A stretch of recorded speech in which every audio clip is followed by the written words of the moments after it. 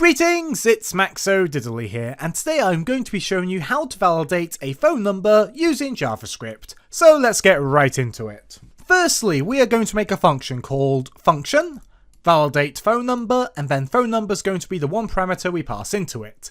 This function will return a true or a false. True for valid, false for invalid.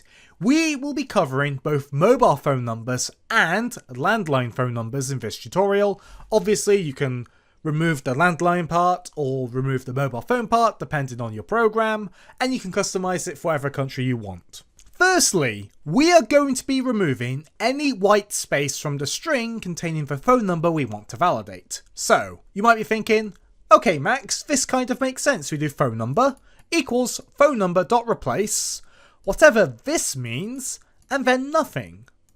And basically, the /s means white space and the G means every white space in the string. So we're saying get every white space in the string and replace it with nothing, meaning we delete it. I know that's a really weird thing to get your head around, but by replacing the white spaces with nothing, we are removing them. So if we got 4 space 7, the 4 and the 7 are going to be next to each other. That's basically what's going on. Then we're going to have 2 regex patterns. We're going to do const mobile phone pattern equals this lovely string, and const landline pattern equals this lovely string. These are going to be for UK mobile phone numbers and UK landline numbers.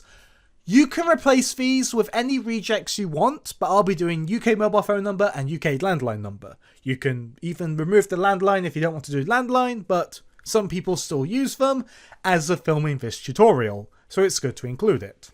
So basically, this regex is looking for plus 447, then 9 other digits, or 07 and then 9 other digits.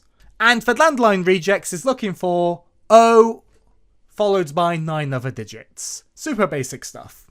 By the way guys, these regex patterns will be in the description below for you to copy and paste. Then we're going to do return mobile phone number dot test phone number, or, which is done by 2 vertical lines, landline phone pattern dot test phone number. So basically, we're going to return a true or a false. If at least one of these regex tests is a true, that means this is a valid phone number and therefore we return a true. However, if both of these are false, that means it's an invalid phone number.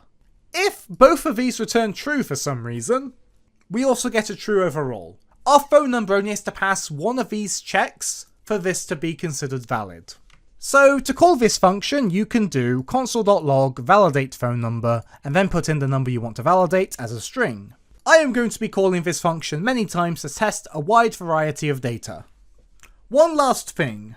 Put a keep console open after all your console log statements, and then put this function called keep console open at the bottom of your code. You do not need this. This is nothing to do with the validation of the phone number. However, if you're on a Node.js application, your console will close straight away and you might not want it to. So this just keeps it open until you hit enter. There's an eye up in the corner explaining how it works, but here it is in case you need it.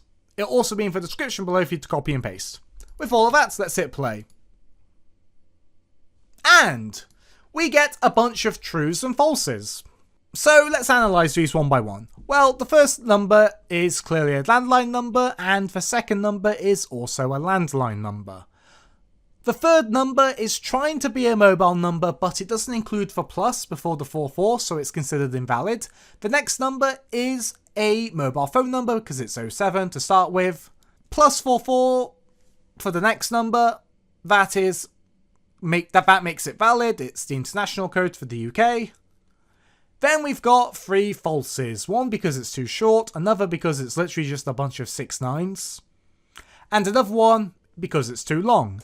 Anyway, thanks for being a great audience. Be sure to leave a like in the comment if you enjoyed, and subscribe for more JavaScript tutorials. Thanks for watching.